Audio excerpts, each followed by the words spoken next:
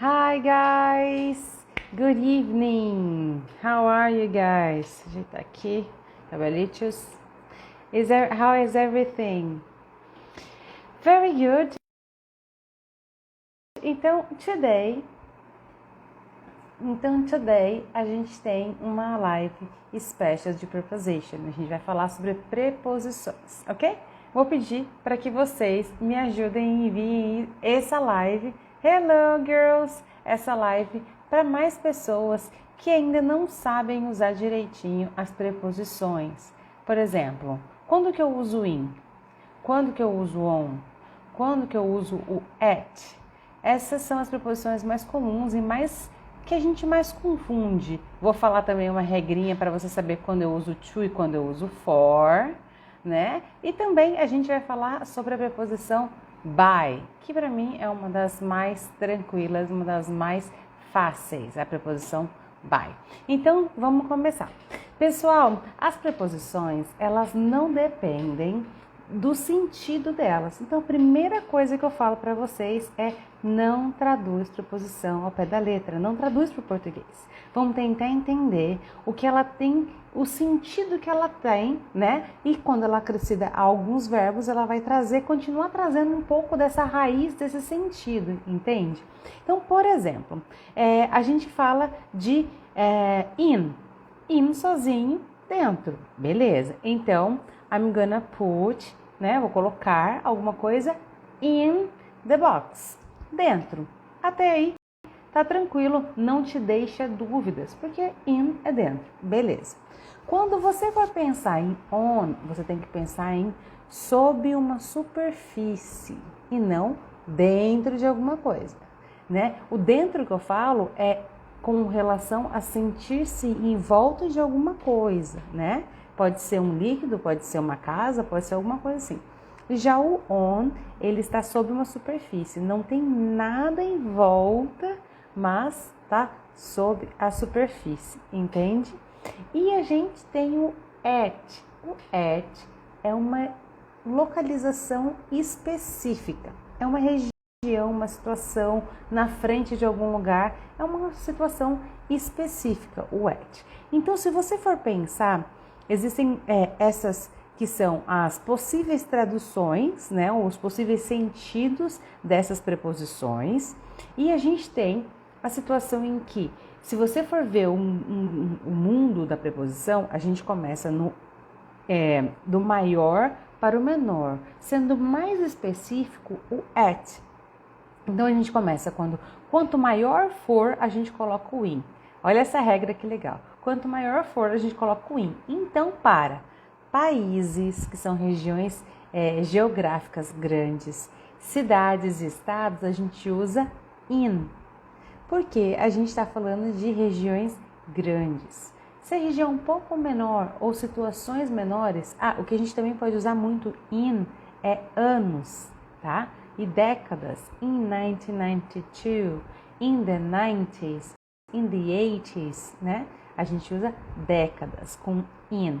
Então, a gente pode fazer várias frases aqui utilizando o in. I live in Cuiabá. I live in Brazil.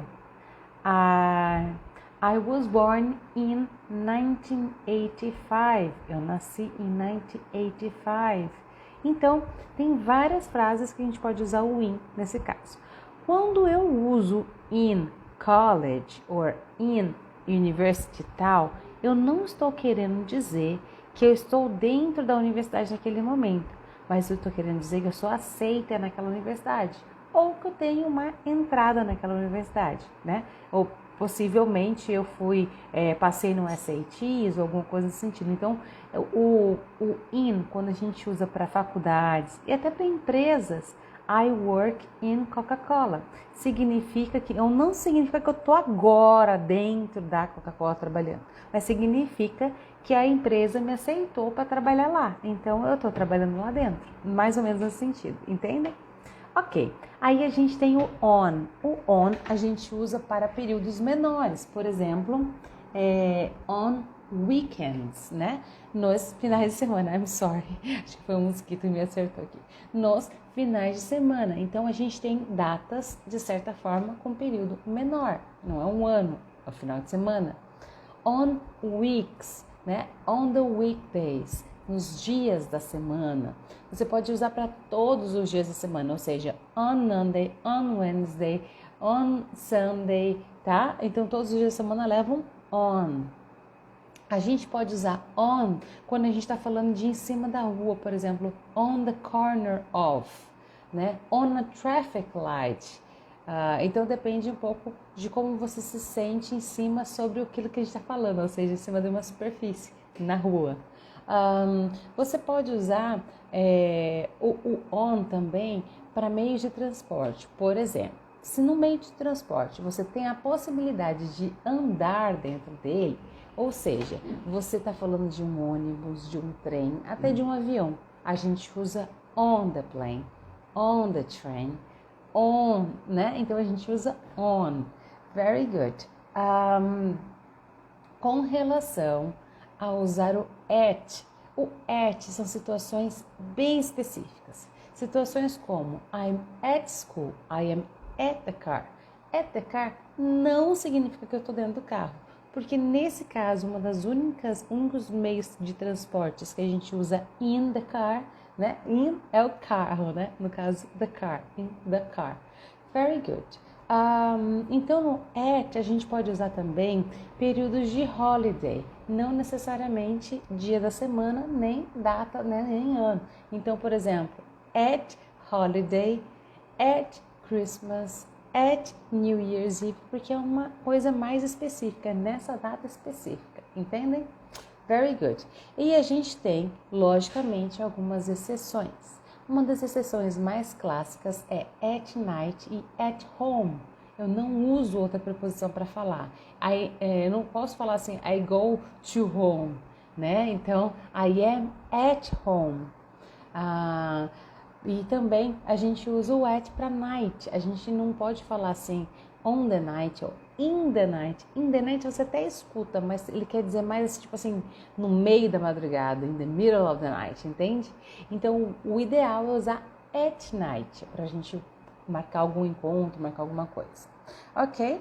Very good. Deixa eu ver se está faltando alguma exceção aqui. Então a gente falou que at também são horários precisos. Então, como a gente falou que at pode ser uma localização precisa, também at é um horário preciso.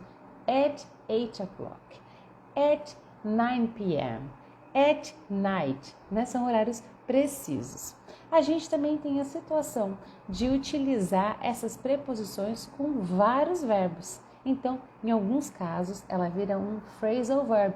Se ela acompanhar, por exemplo, o verbo in, acompanha o give in, né? Ele não necessariamente tem o sentido de dar, que é o verbo give, né? Give in tem um sentido de um pouco de entregar um pouco o negócio. E give up, de desistir.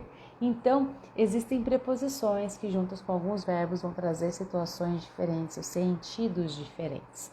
E a gente tem, por exemplo, uma preposição que é by.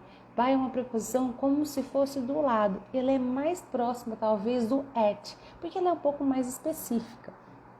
Então, I am by your side, do seu lado.